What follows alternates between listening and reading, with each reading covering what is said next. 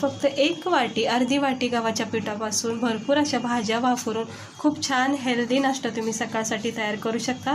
तर त्यासाठी आवडीनुसार व्हेजिटेबल इकडे कट करून घ्यायचं। पत्ता, कोबी, गाजर जे पण तुम्हाला आवडत असेल त्या भाज्या बारीक चिरून घ्यायच्या आहेत। इकडे बघू शकता हे अशा प्रकारे भाज्या बारीक चिरून घ्यायच्या।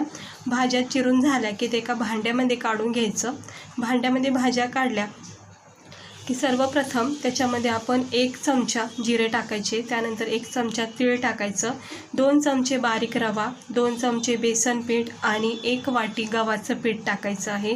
सोबत थोडीशी हळद, लाल तिखट टाकून थोडंसं पाणी टाकून भरपूर अशी कोथिंबीर किंवा पालक मेथी टाकून मिक्स करून घ्यायचं। गरम पॅनमध्ये छानपैकी असं याला पराठेसारखं बनवून घ्यायचं। खूप हेल्दी टेस्टी नाश्ता आहे। पराठा बनवायचा कंटाळा आला असेल ना तर हा नाश्ता नक्की ट्राय करा।